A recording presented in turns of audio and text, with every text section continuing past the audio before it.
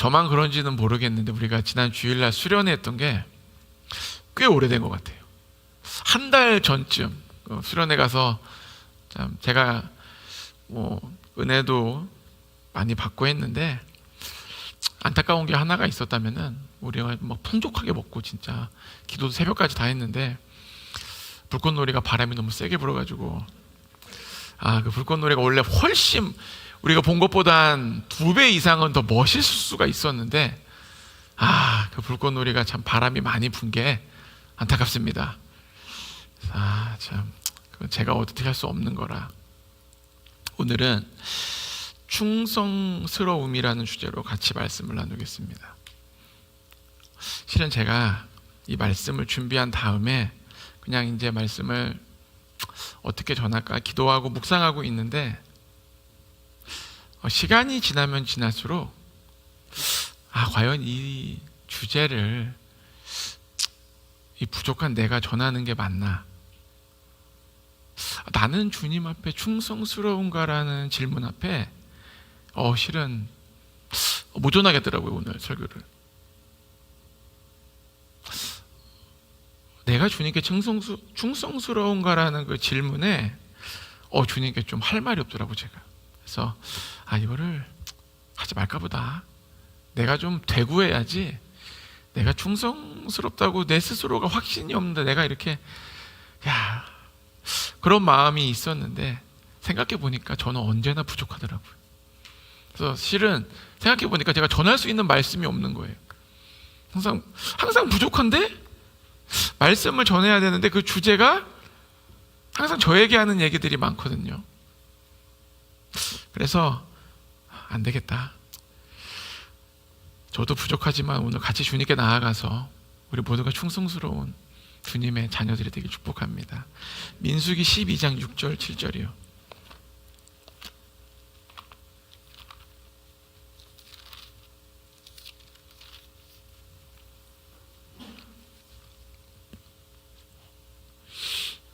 제가 읽겠습니다. 이르시되 내 말을 들으라. 너희 중에 선지자가 있으면 나 여호와가 환상으로 나를 그에게 알리기도 하고 꿈으로 그와 말하기도 하거니와 내 종 모세와는 그렇지 아니하니 그는 내 온 집에 충성함이라. 본문의 말씀의 배경은 굉장히 간단합니다.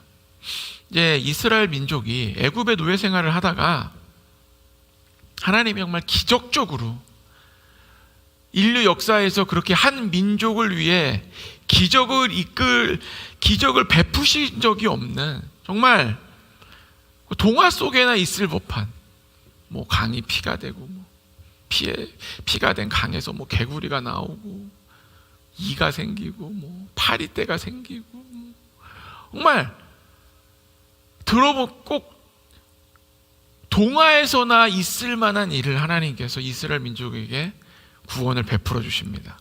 그래서 이스라엘 민족이 실은 얼떨결에 나오는 거예요. 얼떨결에 나와요. 왜냐하면 이 정도 기적이 10가지 기적이 진짜 자기들 눈앞에서 일어날 줄 몰랐거든.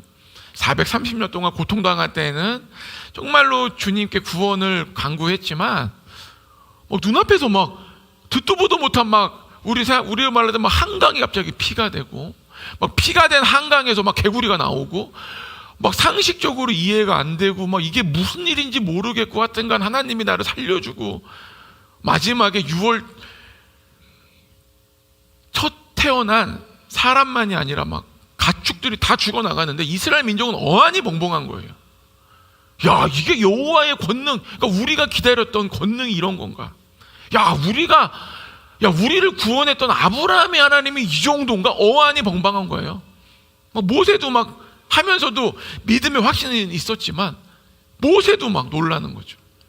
그러나 모세는 리더로서 이 믿음을 일으키신 하나님에 대한 확고한 믿음이 있었고 충성스러운 사람이었습니다.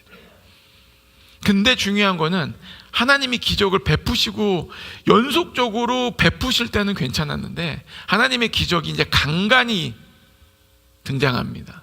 불기둥 구름기둥하고 또 안 드러나고 또 홍해 앞에서 안 일어나는 거예요. 뭔가 지금 일이 벌어져야 되는데 이스라엘 민족 홍해가 갈라진다는 개념도 없었어요. 실은 그냥 뭐 하나님께서 지금 빨리 가나안 땅으로 인도해야 되는데 앞에는 강물 있고 뭐 뒤에는 애국 군대가 쳐들어오고, 이 기적이 연속적으로 일어나다가 갑자기 공백이 생기니까 어떻게 돼요? 사람이 기적에서 어안이 벙벙했던 사람이 제정신이 드는 거예요. 그게 뭡니까? 인간적인 생각이 들어온 거예요.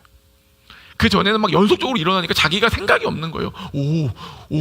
오 이랬다가 제정신이 들어오니까 이제 자기가 누군지 드러나게 됩니다. 하나님 계속 불만을 펼치는 거죠. 하나님께 너무 불만이 많아진 거예요. 오늘도 그런 맥락 가운데 있는 말씀입니다. 근데 오늘은 약간 맥락이 달라요. 오늘의 본문의 말씀의 맥락이 다른 거는 이스라엘 민족이 제정신 들고 이제 막 하나님께 불만을 막 얘기하는데, 이번에는 이스라엘 민족이 주동자가 아니에요. 이스라엘의 민족을 이끄는 3대 리더가 있습니다. 모세, 아론, 미리암. 아론은 대제사장이 되고 미리암은 프라핏, 선지자였어요. 이 아론과 미리암이 모세가 구스 여자와 결혼합니다. 뭐 구스 여자 이런저런 나라들을 예측을 해보는데 중요한 거는 이방인이었다는 거예요. 그러자 이 이스라엘 이끄는 3대 리더 중에 2명이 모세에게 반기를 들기 시작합니다. 이 말씀은 완전히 이전까지의 하나님께 뭐 반기를 들고 불만하는 건 완전 다른 내용이에요. 이거는 지금 리더들의 반란이에요. 아론과 이 미리암이 모세에게 반기를 드는 상황에서 솔직히 제 마음은 너무 이해가 되더라고요. 모세가 이방 여인과 결혼한 것은 잘못된 거예요. 이 잘못된 것을 아론과 미리암이 참을 수 없는 거죠. 하나님의 거룩한 성회에 참을 수 없는 일이 생긴 거예요. 근데 함부로 누구도 말할 수가 없어. 왜? 모세라는 사람이 너무 큰 사람이니까. 왜냐하면 이스라엘 민족은 자기에게 힘들고 어려운 일이 생겨야지 모세에게 반란을 넣는 거지, 그렇게 공의롭고 정의로운 일에는 보니까 관심이 별로 없더라고요. 굉장히 이스라엘 민족이 참 하나님께서 힘드셨을 거예요. 근데 이 아론과 미리암은 나름 대제사장과 선지자로서 무엇인가 옳고 그름을 판단하는 어떤 위치에 있는 사람들이라 참을 수가 없어요. 그래서 모세를 경책하기 시작합니다. 근데 여기서 우리가 중요해야 되는 것은 실은 이 경책이 모세가 하나님께 받아야 돼요. 하나님이 모세에게 얘기를 해야 돼요. 야, 너 구스 여자는 뭐니? 느헤미야 보면 어떻게 해요? 느헤미야가 싹 다 불러가지고 이혼한 리더도 다 나오래가지고 어떻게 합니까? 막 머리를 막 저 뜯으면 다 이혼하라 그러잖아. 어떻게 해요? 이혼해. 애들은요 다 다시 보내. 막 느헤미야처럼 막 강하게, 왜? 느헤미야가 이 하나님의 마음이 있었거든요. 그럼 이 상황에서 실은 모세와 미리암이 등장하는 게 아니라 하나님이 등장하셔서 모세를 책망해야 돼요. 너는 어떻게 이러냐? 너가 이러면 안 되지 않냐? 그래야 되는데 신기하게 하나님은 우리의 예상과 다른 일을 벌이십니다. 6절 7절이요. 뭘 하시냐? 이르시되 내 말을 들으라. 너희 중에 선지자가 있으면 나 여호와가 환상으로 나를 그에게 알리기도 하고 꿈으로도 그와 말하기도 하거니와 내 종 모세와는 그렇지 아니하니 그는 내 온 집에 충성함이라. 인간적인 관점으로는 아론과 모세가 일어났을 때 하나님이 등장하셔가지고 아론과 모세에게 힘을 실어주면서 모세의 잘못을 꾸짖어야 되는데, 하나님은 도리어 갑자기 모세의 편을 드시는 거예요. 선지자가 누구예요? 미리암인 거예요. 선지자가 있으면 내가 환상으로도 얘기하고 꿈으로도 말하는데 모세는 뭐예요? 다르다는 거예요. 왜 모세가 잘못했는데 하나님은 갑자기 모세의 편을 드실까요? 그러면서 하나님의 말씀은 정확하십니다. 모세는 너희와 다르다는 거예요. 제가 초반에 말씀드렸듯이 리더가 3명이었어요. 실은 바로에게 얘기할 때 모세가 불렀을 때 뭐라고? 내가 입이 둔해서 말을 못합니다. 하나님께서 진노하사 내가 네 형이 말 잘하는 걸 안다. 네가 가면은 형이 얘기할 거다 그러잖아요. 아론도 큰 일을 했고 미리암도 선지자적으로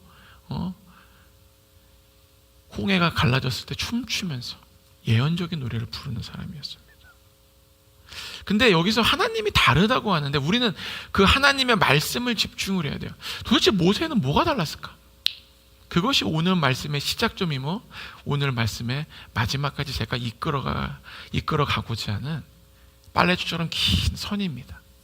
이것을 오늘 우리가 깨달아야지 우리 모두가 다 하나님 앞에서 다른 사람이 돼요. 그거를 우리가 이제까지 들어왔던 말씀에 따르면은 구별된 사람이 된다는 거예요. 그 말씀은 실은 제가 어떠한 설명을 드리는 것보다 먼저는 말씀에 정확히 써 있어요. 7절 다시 보십시오. 내 종 모세와는 그렇지 아니하니. 뭐예요? 내 종 모세는 다르다는 거예요. 그게 뭐예요? 그는 내 온 집에 충성하다는 거예요. 여기서 실은 이 말씀을 가지고 신학적으로 또는 인간의 감정과 이성적으로 막 논쟁이 많아요. 실은 이게 하나님의 적절한 행동인가? 하나님은 왜 이렇게 하세요? 하나님이 부당하신 것 아닌가? 그렇다면 우리는 이 말씀을 어떻게 해석할 것인가? 여러 가지 의문을 뒤로하는 말씀인데 하나님이 말씀하시는 것은 실은 분명해요. 그 이유는 뭐예요? 내가 모세 편이다. 왜? 모세는 내 온 집에 충성된 자다. 그러면서 12장 8절 9절 다 더 보면요, 그와는 내가 대면하여 명백히 말하고 은밀한 말로 하지 아니하며 그는 또 여호와의 형상을 보거늘 너희가 어찌하여 내 종 모세 비방하기를 두려워하지 아니하느냐. 여호와께서 그들을 향하여 진노하시고 떠나시매. 하나님이 뭐라 그래요? 잘못한 모세를 보면서 모세를 혼내는 게 아니라 미리암하고 아론에게 내 종 모세를 비방하기를 두려워하지 않냐. 야, 니네 지금 뭐 하는 거야? 너 지금 니네 굉장히 잘못되고 두려운 일을 행하고 있는데 니네 왜 안 두려워해? 도리어 물어보시는 거예요. 그러면서 뭐라 그래요? 그들을 향하여 진노하시고 떠나십니다. 화가 나셨다는 거예요. 분명히 이거는 모세의 잘못임에도 불구하고 하나님은 나는 모세 편이라는 것을 다시 한번 확인시켜 주세요. 그러면서 모세에게는 1절 말하지 않으십니다.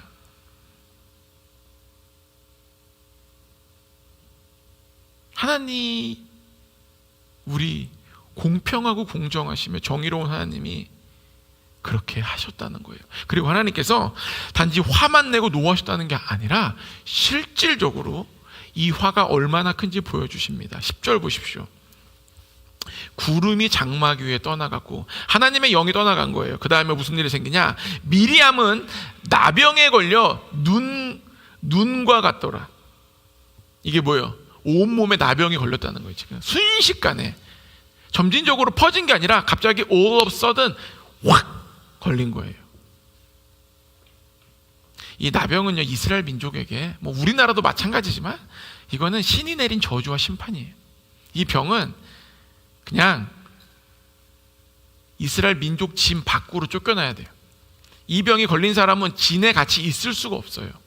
다 진 밖으로 나가야 돼요. 그러니까 미리암이 갑자기 진 밖으로 떠나가게 되는 일이 생기는 겁니다. 모세에게 몇 마디 했다고 하나님은 나병을 미리암에게 주셨어요.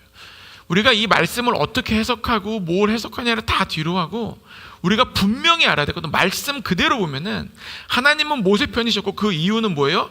모세가 온 집에 충성되었다는 거예요. 여기서 우리는 하나님의 마음을 알아야 돼요.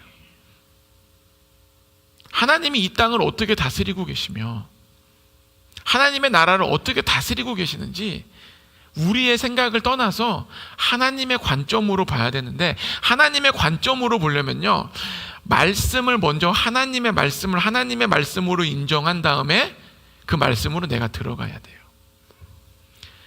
하나님이 보시기에 우리 삶에 굉장히 중요한 것이 있는데 그건 뭐예요? 바로 충성이라는 거예요. 이 충성이 굉장히 중요하다는 것을 깨달아야 됩니다. 그리고 이 하나님은 항상 충성된 자의 편이심을 우리가 기억해야 돼요. 모세가 하나님의 집에 충성되었기 때문에 하나님은 모세 편이셨습니다. 그럼 먼저 우리가 이 말씀을 들으면서 고민해 보아야 되는 게 뭐냐? 스스로에게 물어봐야 돼요. 나는 충성스러운 사람인가?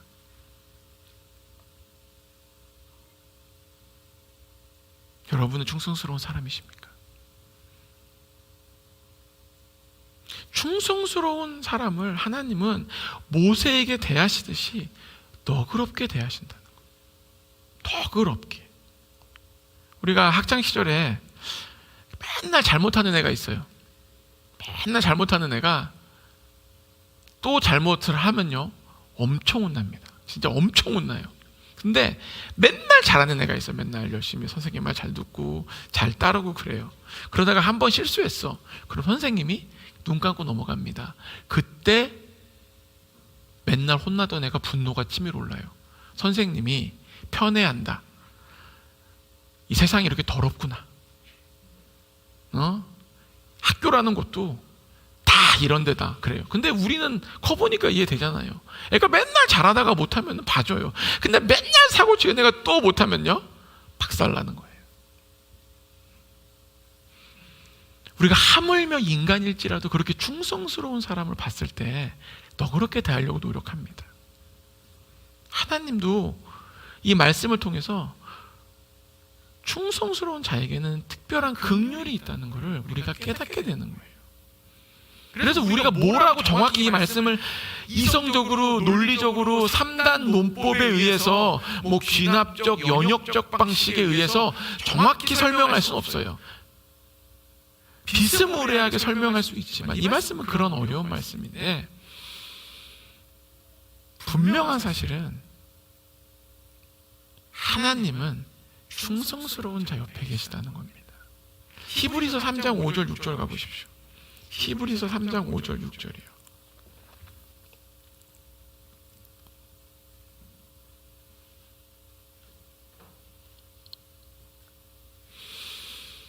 제가 읽겠습니다.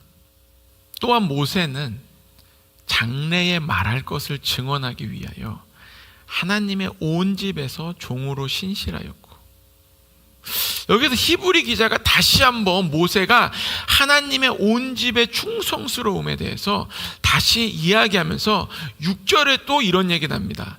그리스도는 하나님의 집을 맡은 아들로서 그와 같이 하셨으니 우리가 소망의 확신과 자랑을 끝까지 굳게 잡고 있으면 우리는 그의 집이라. 예수님도 하나님 집에 충성스럽게 했음을 이야기하는 거예요. 즉 모세의 충성함이 예수님의 충성과 닮은 부분이 있다는 거예요.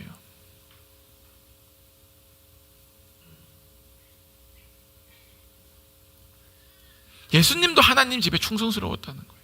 예수님이 이 땅에 오셔서 실은 모든 인간이 꿈꾸는 그런 부귀영화 누린 적이 언제 있습니까? 부귀영화 누린 적이 언제 있어요?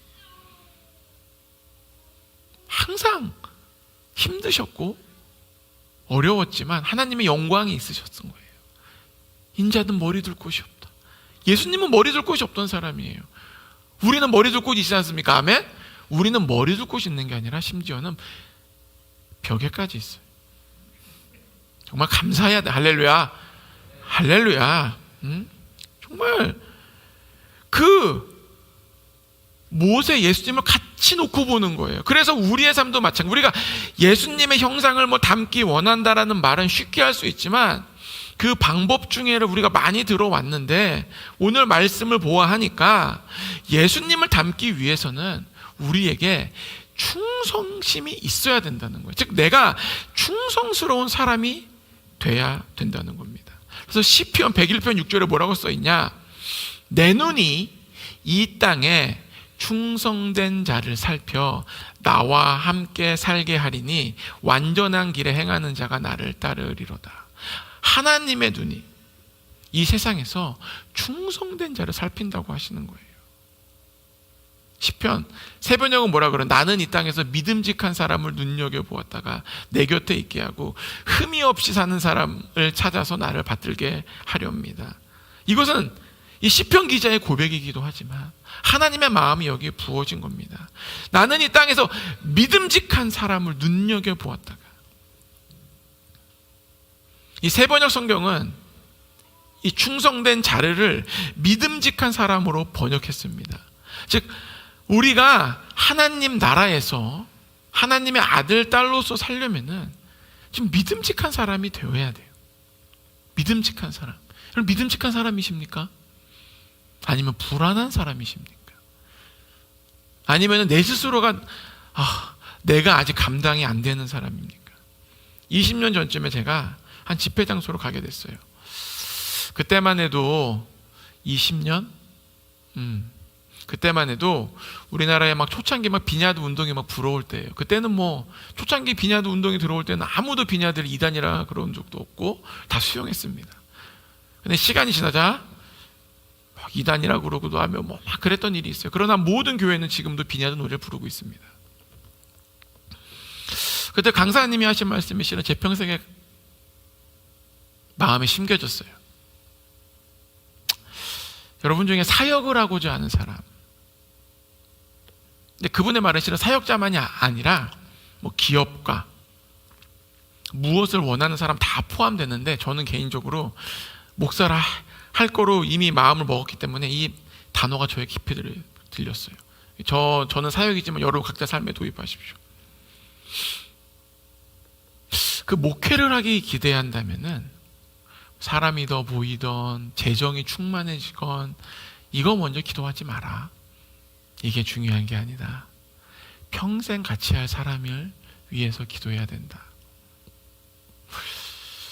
그 말씀을 듣고 정말 오랜 시간 같이 주님의 나라를 꿈꿀 사람을 위해 기도했습니다. 제가 개척교회 처음 할 때도 이런 기도를 했던 기억이 나요. 주님, 그 무엇보다 주님의 나라를 꿈꾸는 사람과 같이 가고 싶습니다. 우리가 그런 충성스러운 사람이 돼야 돼요.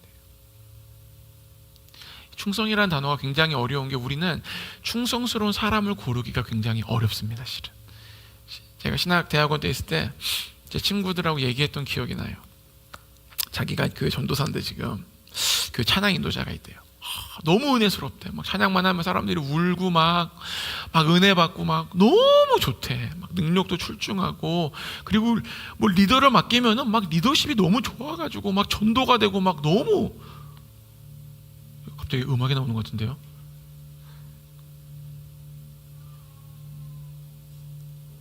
옆방이야? 그렇구나. 오케이. 우리 아이들이 또 예배를 할렐루야 배려해 드려야 됩니다.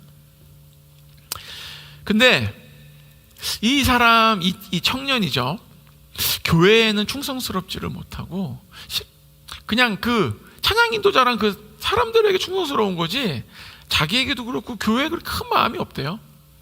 그렇고 또 다른 사람이 있는데 뭐 능력이 좀 떨어진대. 그 아이보다 좀 능력이 좀 떨어지고 좀 탁월하지도 않고 뭐 그렇다고 뭐 찬양 인도도 뭐 잘하는 것도 아니고. 근데 이제 지금 자기가 리더십을 좀 줘야 되는데 너무 고민이 된다는 거예요.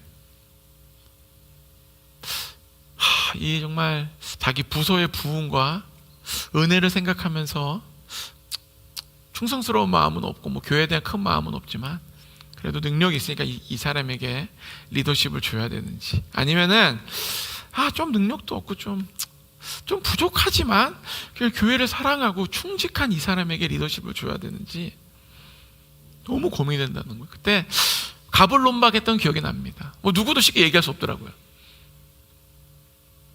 저도 뭐 듣고만 있었지 뭐 그랬는데 오늘 이 말씀을 준비하면서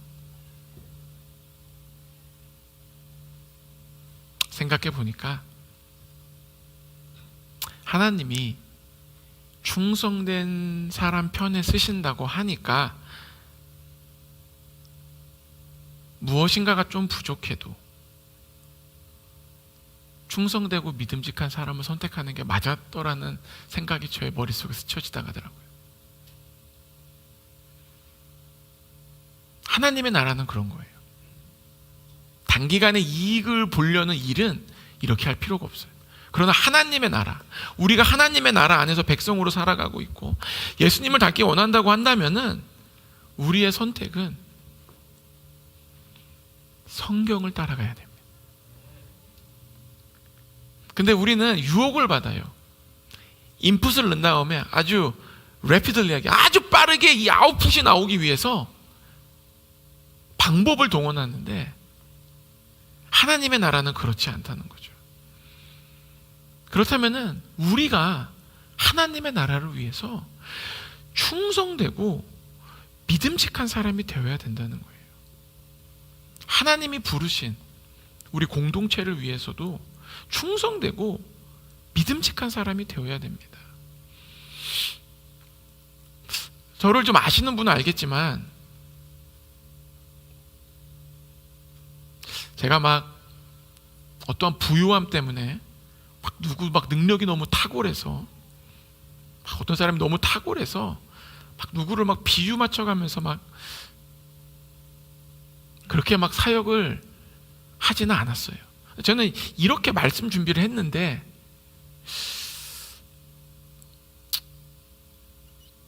저도 모르겠더라고요. 실은 하나님 앞에서 평가받아야 될 것 같아요.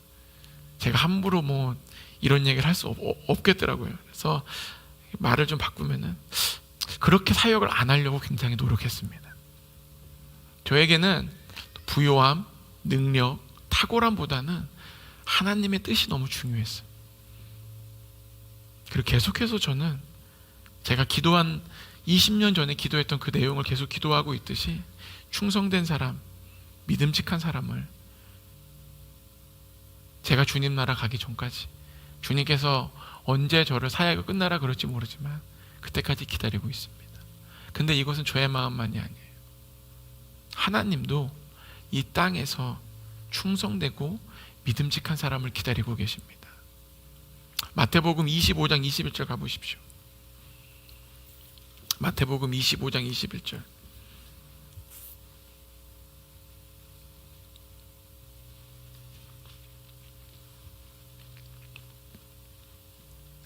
제가 읽겠습니다.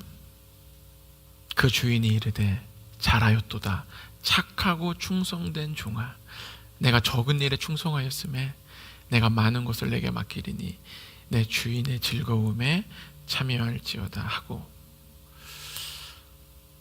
주님이 우리에게 원하시는 거는 실은 막 거대한 막 일을 이루고 막 선교단체를 만들어가지고 막 온 열방을 막 선교사를 보내고 그런 것도 맞지만 하나님이 우리에게 근본적으로 원하는 거를 말씀을 보면요, 작은 일에 충성된 사람을 하나님은 원하십니다. 그러니까 남들이 보기에도 별거 아닌 거지. 실은 별거 아닌데 하나님은 그런 사람을 찾고 있어요.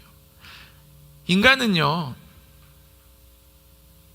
작은 일을 하건 큰 일을 하건 결국은 나를 알아주기 원하고 나를 드러내는 것을 좋아합니다.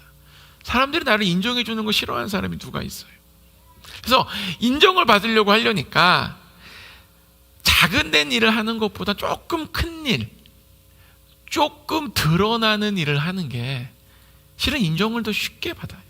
자꾸 그래서 나도 모르게 내 마음과 다르게 처음에는 굉장히 구석에서 일하다가 나도 모르게 자꾸만 메인스트림으로 나오고 싶은 거예요. 메인스트림으로 점진적으로. 근데 하나님의 말씀은 그렇지가 않고 메인스트림으로 나올 생각하지 마라. 너 거기 구석에 있어. 그럼 뭐예요? 내가 너를 올려줄게. 기다려. 근데 우리는 그거를 힘들어해요. 아, 내가 이런 대우 받아야 되는 사람인가? 아니, 내가 이 구석에서 혼자 이걸 해야 되는 거 맞는 건가? 난 언제까지 설거지를 하는 건가? 우리 교회 설거지도 없지만 그런 생각을 하는 거예요, 다들. 나는 언제까지 이런 하찮은 일들을 해야 되는 건가? 그게 우리 마음 아닙니까? 어디에 있든 나한테 계속 누구는 계속 이렇게 뭐 하면 짜자자자자 하는 일하고 누구는 하찮은 일 시키면요, 인간의 마음은 참을 수가 없어요. 굉장히 힘들어집니다. 내가 이 자리에 있는 게 맞는 건가? 야, 여기를 내가 있는 게 결국은 그런 걸로 도달하게 됩니다. 회사도 마찬가지고, 야, 이거 내 능력 이렇게 인정 못 하는데 사직서 내야 되겠다. 근데 내가 이제 승부수로 던질 때가 됐다. 응? 야, 이렇게 아니지 않나? 승부수 던져보는 거죠. 근데 성경 말씀은 뭐라 그래요? 작은 일에 충성하니까 내가 많은 것을 내게 맡긴다는 거예요. 이것이 바로 하나님을 인정하는 삶입니다. 하나님을 인정해야 돼요, 우리 삶에.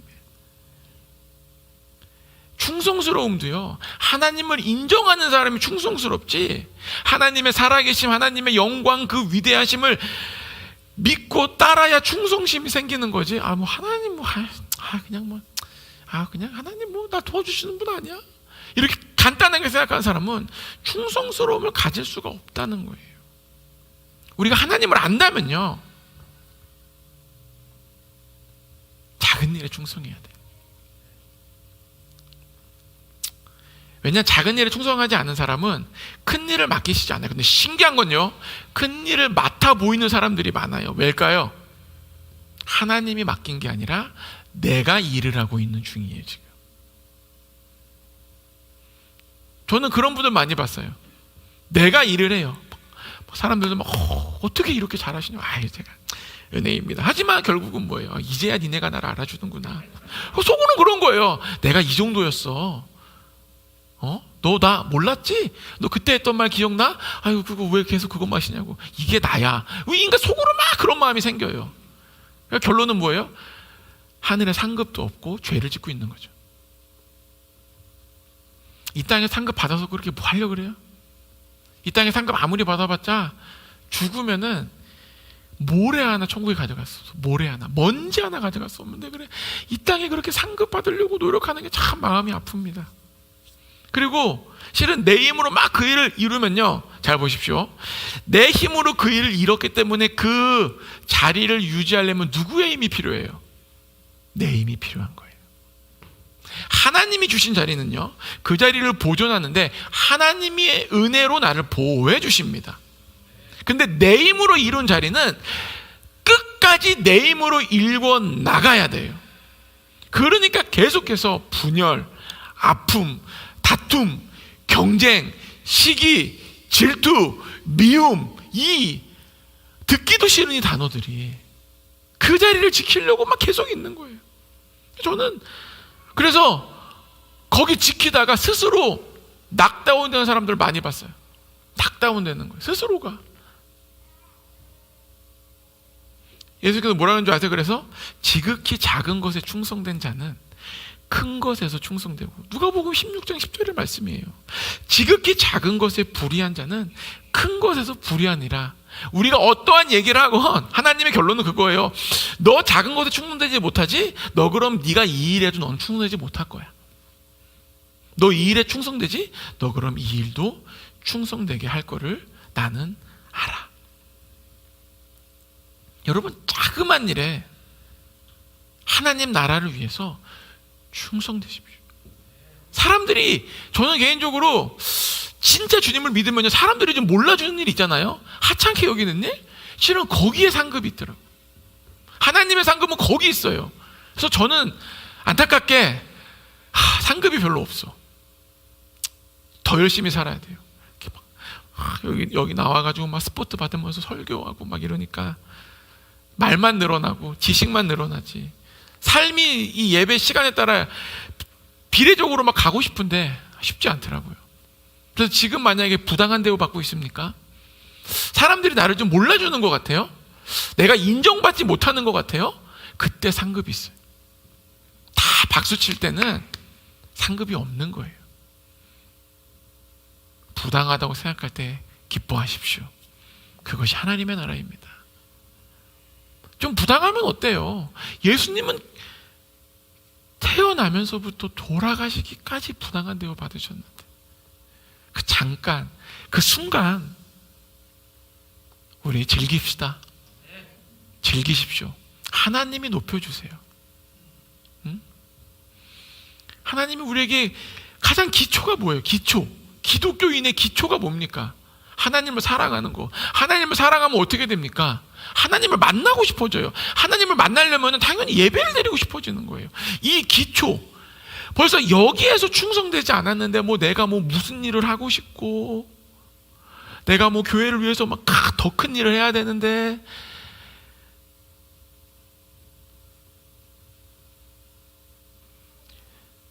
하나님 나라를 위하려면 기초부터 해야 돼요.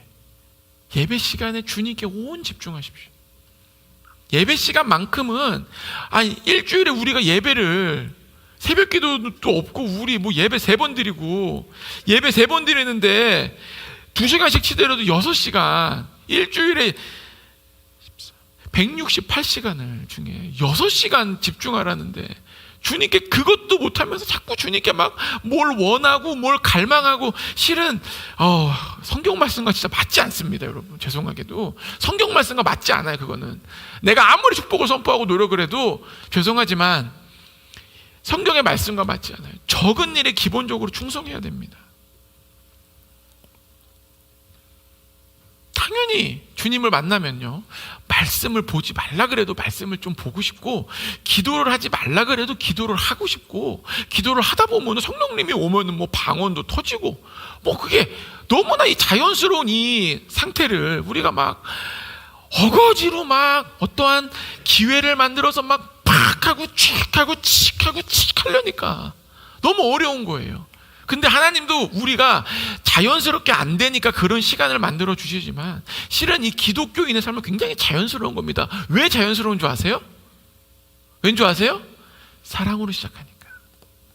이게 만약에 사랑이 아니고 다른 걸로 시작했다면 굉장히 부자연스러워집니다. 막 돈으로 시작했다거나 명예로 시작했다거나 나의 입신양면을 위해 시작했다면요, 거짓말도 들어가야 되고 권모 술수도 들어가야 되고 백색 거짓말에 흑색 거짓말에 비망선전이 다 필요해요. 근데 우리의 기독교인의 생활은 사랑으로부터 시작했기 때문에 모든 게 자연스러워질 수밖에 없어요. 우리가 그 주님이 원하는 그 자연스러움을 따라갑시다. 교회 중직도 마찬가지예요. 교회 중직이 막 돈 많고 권력 있는 사람만 막 세우다 보니까 교회가 하나님에 대해서 찾기가 어려운 거예요. 왜? 사랑으로 자연스럽게 온 사람이 교회 중직이 되고 하나님 나라를 꿈꿔야 되는데, 갑자기 이 하나님의 사랑으로 시작했지만 이렇게 삐거덕 되는 사람이 갑자기 돈이 많아지고 막 권력이 생기고 막 누가 보기에도 막 박수 받을 만한 사람들이 교회 막 중직으로 딱 있으니까 이 자연스러움이 교회에서 사라지는 거예요. 초대교회가 얼마나 자연스럽습니까? 막 핍박이 있고 막 순교를 당하고 해도 초대교회는 자연스럽게 흘러가니까 로마를 무너뜨린 거예요. 이것이 바로 복음의 힘입니다. 그래서 우리가 충성스러운 사람이 돼야 되고 믿음직한 사람이 돼야 되는 거예요. 우리 교회에서도 마찬가지예요. 눈에 보이는 여러분 리더, 조를 충성스럽게 생기고 여러분이 맡은 그 일, 그 자그마한 일들 충성스럽게 하십시오. 그리고 자꾸만 저에게 와서 이제 사람들이 물어보는 것 중에 하나가, 도대체 교회에서 나는 무슨 일을 해야 되냐? 일반 교회는 이렇게 막 계속 막 오면 제가 보니까 어디 교회더라? 갔는데 가자마자 갑자기 교회 등록하라 그러고 그 부서에 집어넣어 버렸대. 그래서 자기도 거기 그걸 하고 있대. 그래서 자기가 너무 힘들대요. 요즘 직장 생활하랴 갑자기 교회 부서 맡아가지고 하랴 막 너무 힘들다는데, 우리는 자꾸 저한테 와요. 제가 교회에서 할 일이 없으니까 할 일을 주십시오.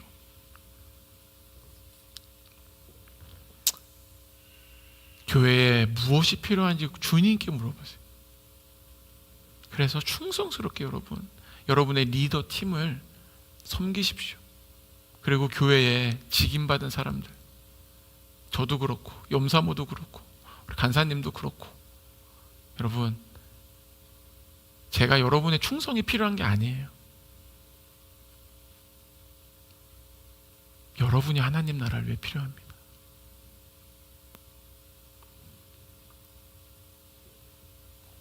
고린도전서 그래서 4장 2절에 뭐라고 써있냐?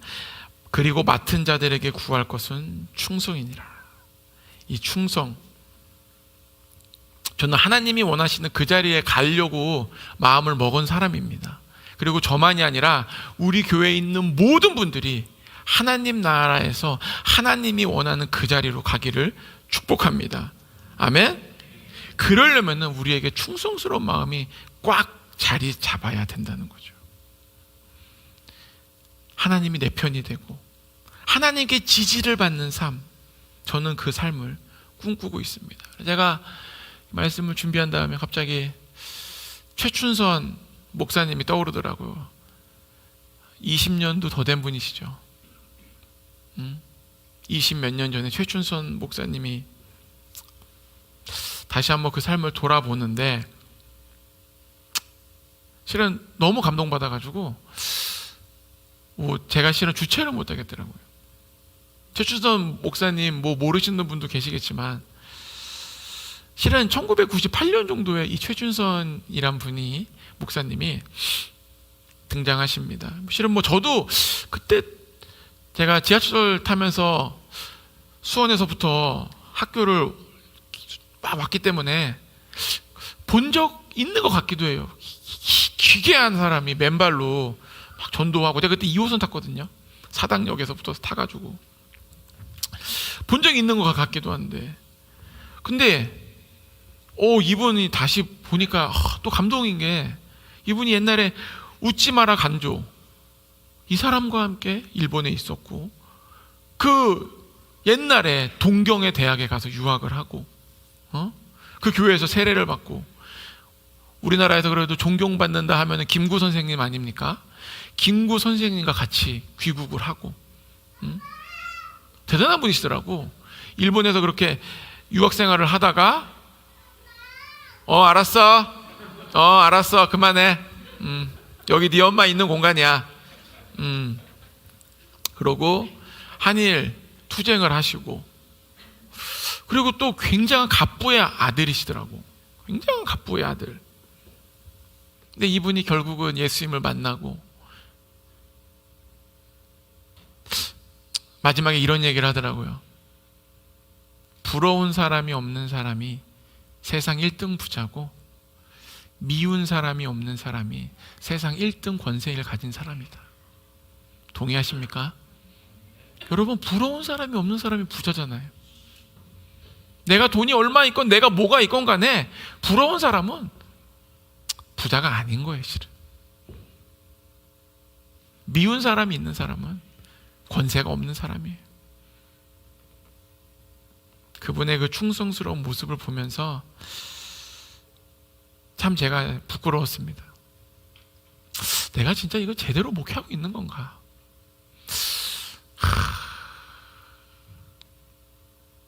그래서 저도 마음을 좀 다졌습니다. 나도 좀 주님께 충성스럽게 더 살아야 되겠다. 다 세상에 핑계 없는 무덤이 없습니다, 여러분. 다 이유가 있어요. 근데 우리가 세상의 그 어떤 이유보다 예수님을 따라야 되는 이유가 더 커야 돼요. 그러면 선택이 쉬워집니다. 근데 예수님을 따르는 이유보다 세상 이유가 큰 사람은 예수님을 따르는 게 너무 힘들어요. 여러분, 우리 모두가 이제 충성스럽고 믿음직한 사람이 되는데 예수님을 따르는 이유가 충만한 분이 되기를 예수 이름으로 축복합니다. 그래서 같이 잠깐 좀 기도하겠습니다. 주님, 제가 충성스러운 사람이 되길 원합니다. 주님을 믿음직하게 주님을 따르기 원합니다. 저에게 할 일을 알려주시고 제가 어떻게 해야 되는지 주님 성령으로 나를 충만케 하여 주시옵소서. 같이 기도하겠습니다. 하나님 아버지, 주님, 우리 모두를 성령님, 하나님이 리소로 리산다라로